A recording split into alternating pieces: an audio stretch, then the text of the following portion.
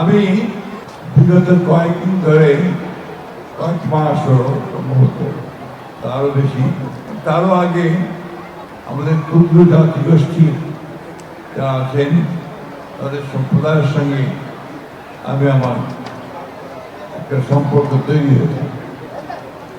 আমরা তাদের সঙ্গে কথা বলছি এবং তাদের সমস্যাগুলো আছে সেই সমস্যাগুলো নিয়ে আলাপ করছি।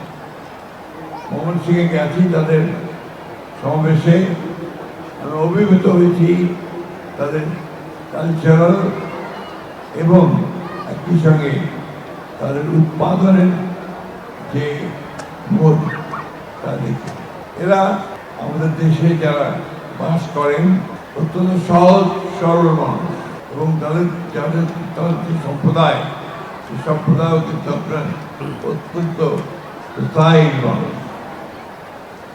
যে কথা বলেছে আমাদের পার্থ যে কথা বলেছেন যে তাদের যে মূল ব্যাপারটা তাদের নিজেদেরকেই বৃহৎ স্প্রিং যে আমাদের মূল ধারা, এই ধারার সঙ্গে তাদেরকে এক হওয়ার চেষ্টা করতে হবে।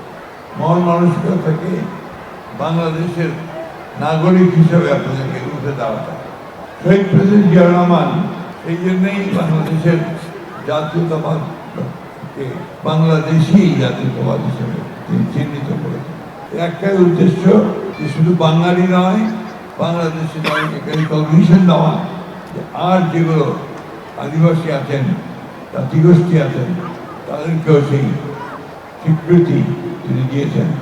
তখন থেকেই আমরা এই গারো সম্প্রদায়কে আমরা সবসময় তাদের কৃষ্টি সংস্কৃতি সেগুলোকে টিকিয়ে রাখার জন্য এবং সবচেয়ে বেশি এই বিষয়টা দরকার তাদের আর্থিক অবস্থার উন্নয়ন করা। আমাদের দায়িত্ব হচ্ছে যে সকল সম্প্রদায়গুলোকে মূল সম্প্রদায়ের সঙ্গে কিছুটা এক করা, সেই সঙ্গে তাদের অর্থনৈতিক অবস্থা যেন উন্নত হয় তার ব্যবস্থা করা, একই সঙ্গে তাদের কৃষ্টি কালচারকে ধারণ করা। এটা হচ্ছে একটা বড় কাজ বলে আমি মনে করি। বেগম খালেদা জিয়া ভিশন 2030-তে সমতলের ক্ষুদ্র জাতিগোষ্ঠীর সংস্কৃতি ঐতিহ্য রক্ষা করতে এবং সমস্যা সমাধানের পৃথক অধিকার গঠনের অধিদপ্তর ঘোষণা দিয়েছে। এরপরে বিএনপি সরকারে আসলে ঢাকা ক্ষুদ্র জাতিগোষ্ঠীর পৃথক সাংস্কৃতিক একাডেমি গঠন এবং সরকারিভাবে পালনের উচ্চ পালন বিষয়ে সক্রিয়ভাবে বিবেচনা করা। আমি ব্যক্তিগতভাবে আজকে এখানে অত্যন্ত আনন্দিত হয়েছি যে আমার এখানে আসার সুযোগ হয়েছে। এই সম্প্রদায়ের যে উৎসব, এখানে আমি সেই দেখলাম প্রাণ ভরে সবাই সেই উৎসবে যোগ দিয়েছেন এবং যে বৈচিত্র্যময় তাদের যে সংস্কৃতি, সেই সংস্কৃতি আমাদের মূল সংস্কৃতিকে আরো সমৃদ্ধ করবে, এটা আমি বিশ্বাস করি।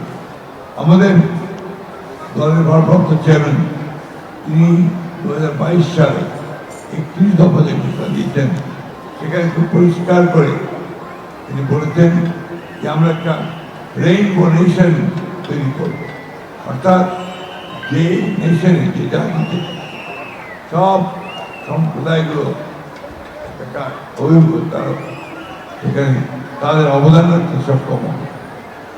সেটা আমাদের এই বিএনপি সরকারে আসতে অবশ্যই সেখানে আমরা অত্যন্ত গুরুত্ব সহকারে আপনাদের সমস্যাগুলো বিবেচনা করা হবে।